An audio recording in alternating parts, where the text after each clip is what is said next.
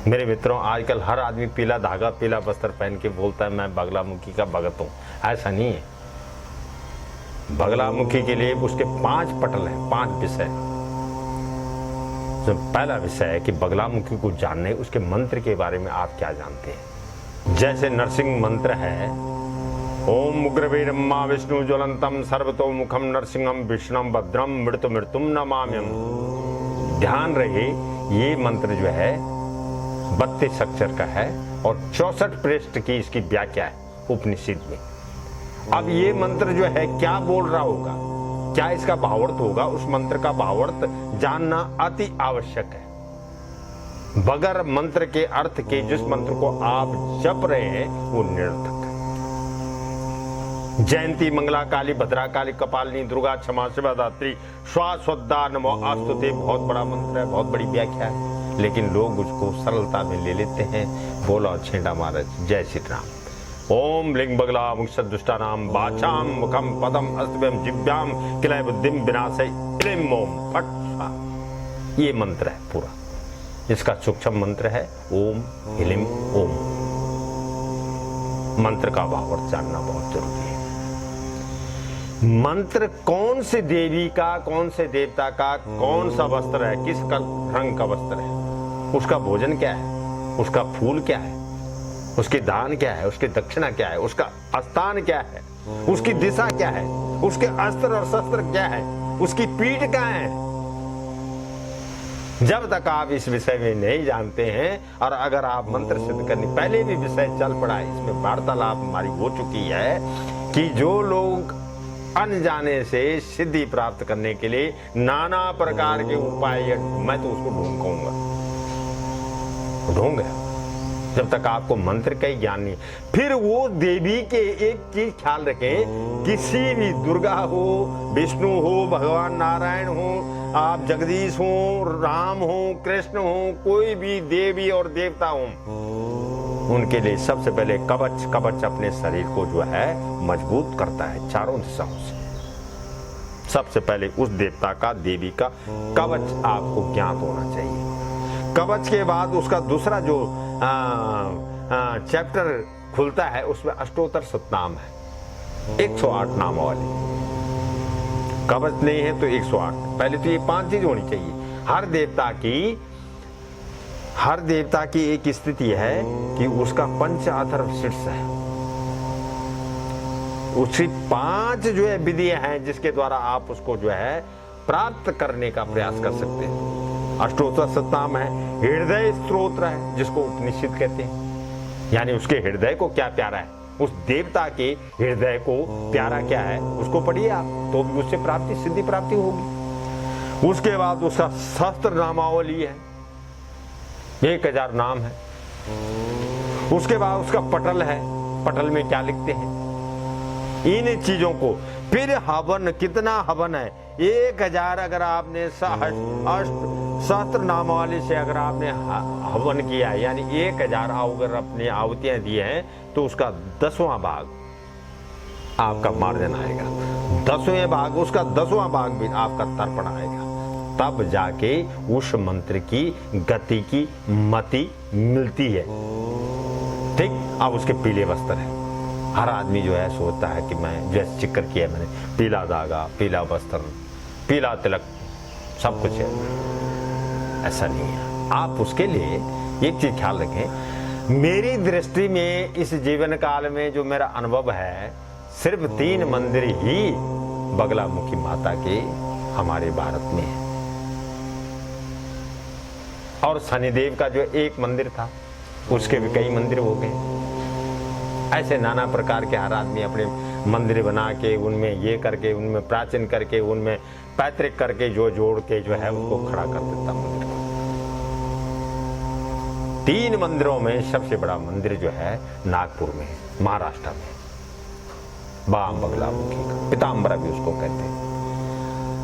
दूसरा मंदिर उसका जोशीमठ के आसपास है। उसकी जो शाखा है शायद ऋषिकेश में आपको कहीं पर मिल जाए, अन्यथा मैंने आज तक जो है उसकी मंत्रों का विस्तारित नहीं देखा है, उसके मंदिरों का विस्तार नहीं देखा है। अब मंत्र कब जपे? बहुत सारे लोगों ने तो ये तक कह दिया कि रात की जब सब सो जाए तब जपो। बहुत सारे कहते हैं कि 4 बजे से पहले जपो।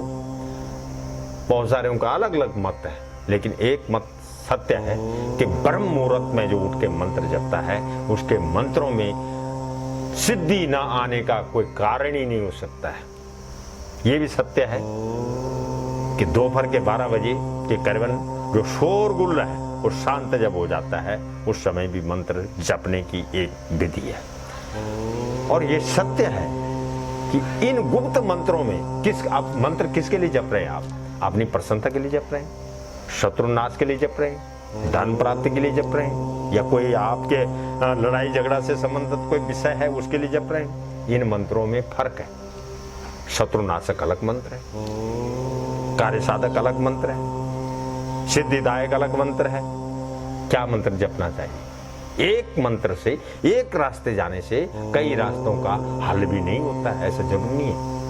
कई बार एक रास्ते पे जाने के लिए 10 रास्तों का जो है अवलोकन करना पड़ता है।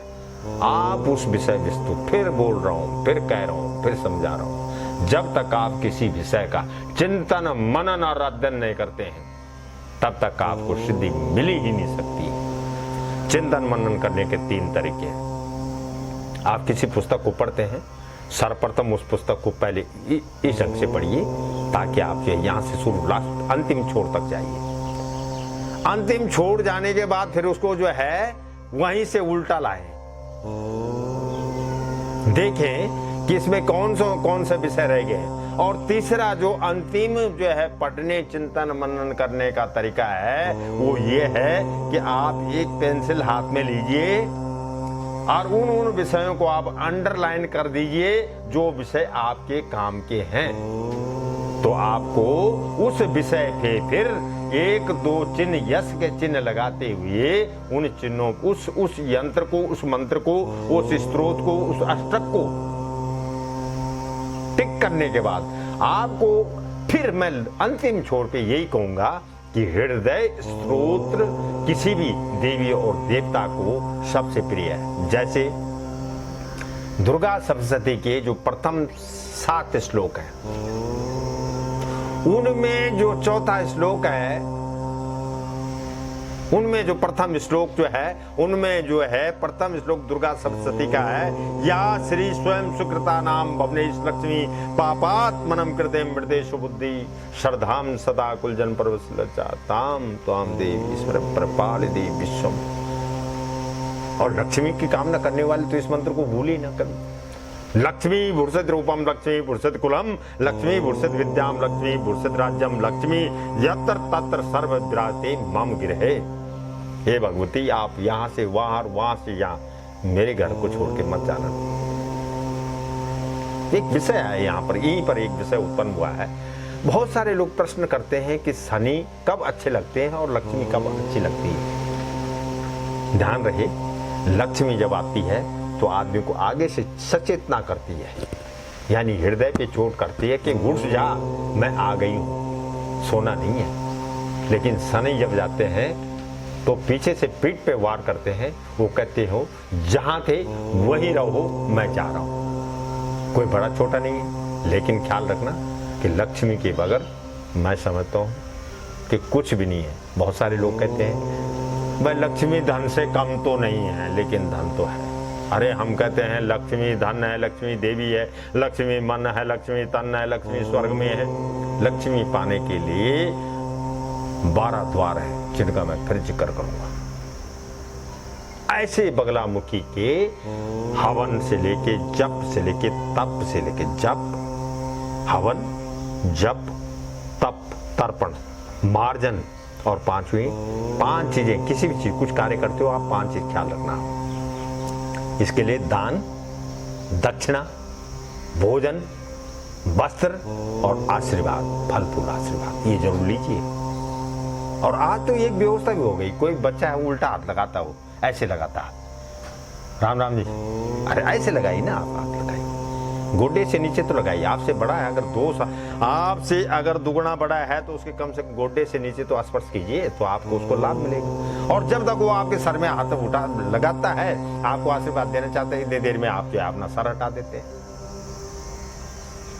ये बड़ी विचित्र विडंबना। देवता को बगैर जाने ही आप किसी गुफा में चले गए, हम सिद्धि कर रहे हैं, आप गंगा जी के तट पे गए, हम सिद्धि कर रहे हैं, नहीं, ऐसे नहीं मिलेगी। किस देवता कहां पर हो सकता है? ये सत्य है कि समुद्र के किनारे नारायण जो वास करते हैं, समुद्र में वास करते हैं, तो इस किनारे पे उनको सिद्धि मिल सकती है जो उनके भक्त हैं। जो पहाड़ों पे निवास करने वाले हैं उनको तो पर्वत शिखर ही अच्छे लगते हैं, जहां नाना प्रकार की बोलियां पशु और पक्षियों की कोयल आदि की बोलियां बोलती हैं, उनके बीच में जो मंत्र जापा जाता है, उस मंत्र की जो ध्वनि है शीघ्र काम करती है और आपके मस्तिष्क को जो शांत रखते हुए उस मंत्र का भावार्थ भी आपको आता है। एक विषय और, बहुत सारे कहते हैं हमें संस्कृत नहीं आती साहब, हम तो हिंदी में जानते हैं। मैं कहता हूं आप हिंदी ना जाने, संस्कृत पढ़ना शुरू कर दीजिए। ये मेरा भारत है, मेरे भारत में संस्कृति बहुत प्राचीन परंपरा है। आप संस्कृत पढ़ना आज से शुरू कर दीजिए, हिंदी आपको अपने आप आ जाएगी। कौन सा देवता, उसका वर्ण क्या है? जैसे हनुमान का रक्त है, शनि का जो है श्याम है, भद्रकाली का श्याम है, भद्रकाल का श्याम है, लक्ष्मी नारायण का क्या है, दुर्गा का क्या है, उसके बस्तर क्या है, उसके संपुट 64 प्रकार के जो है उसके रहन सहन खान पहन साज सज्जा राज दरबार आदि के लिए जो है इतनी विषय वस्तुओं की जरूरत होती है, तब देवता प्रश्न होता है। फिर उसके साथ में कौन है? नहीं, आपने जो है बगलामुखी की आपने कर ली, पूजा कर ली, जप कर लिया, आपने यज्ञ कर लिया, सब कुछ कर लिया, उसके साथ देवता कौन है? सबसे पहले तो गणपति है। गणपति के बगैर जो है सनातन धर्म में कोई पूजा जो है मान्य ही नहीं है। तदुपरांत हनुमान जी और बटुक भैरव है। अब ये देखना पड़ेगा कि हनुमान जी किस तरफ है, दाएं में है या बाएं में, ये बहुत जरूरी है। ठीक, हनुमान जी बगलामुखी के दाएं हैं या बाएं हैं, और उनके हाथ में उस समय क्या है? वो दोनों बैठे हुए नहीं है, उस समय खड़े होते हो, क्योंकि उनके द्वारपाल है, दरवेश है उनके, और उनको मिलोगे, पहले उनकी पूजा करोगे, उनको मिलोगे, तब वो अंदर जाने देंगे ना, तब तुम्हारी पूजा सफल होगी। तुम घूम कहां रहे हो? अधूरा ज्ञान आदमी को डुबा देता है। मानिए, आज से जागृत हो जाइए। किसी भी देवता के लिए, मैं ये तो नहीं कह रहा हूं किसी ब्राह्मण को ही तुम गुरु मान लो, पर मैं ये कहता हूं किसी सिद्ध व्यक्ति को अपना गुरु मान लो। बगैर गुरु की गति नहीं है भैया, और गति तो गई भाड़ में और मति गई ताड़ में, कुछ भी नहीं मिलेगा। कहां गए थे? कहीं नहीं। क्या लाए? कुछ नहीं। न राम मिले न श्याम। उस देवता के बारे में बहुत बारीकी से जानिए। उसके साथ में कौन है, उसकी पीठ कहां कहां है, उसके पीठ में कौन है। हम तो इस ढंग से देखिए, आप एक बहुत गहरा विषय मैं आपको, सपोज मैं हनुमान जी का भक्त हूँ, तो मैं आपको एक विषय बताता हूँ। अगर मैंने ये सभी देवताओं के इसमें पूजन करना है तो कैसे करूँगा? शायद किसी को विधि पसंद ना आए, लेकिन मेरा तो मन संतुष्ट है, मेरा इष्ट तो इसी में प्रश्न। ये देखिए, मैंने तिलक लिया, ये देखो, ओम विघ्न विनाशक गणपति नमो दुर्गताय दुर्गाय नमो जगत पिता श्री विष्णुवे नमो देवादेव महादेवाय नमो सागदेव सूर्य नारायणाय नमो नमः। ओम नागेंद्राय नमो नारसिंहाय नमो चंडिके नमो बड़क भैरवाय नमो सिद्ध हनुमंताय नमो पवन पुत्राय नमो आदि देवता प्रतीक देवता ग्राम देवता वास देवता नवग्रह देवता नमो नमः त्रिपित्र चरण कमलाय नमो नमः। फिर उसके बाद पंचलोकपाल, अष्टपाल भैरव, 10 दिक्पाल, एकादश रुद्र, 12 भानु, 64 योगिनी, 16 मातृका आदि को पूजते हुए तब तुम यहाँ जाओगे। इतना सरल नहीं है कि एक माला कमल गट्ठे की ले ली या हल्दी की गांठ की माला ले ली, पीला वस्त्र धारण कर लिया, चलो साहब हम तो उनकी पूजा करते हैं। संभव नहीं है। बगलामुखी को नमस्कार करते हुए उनको प्रणाम करता हूँ। आप सबको नमस्कार।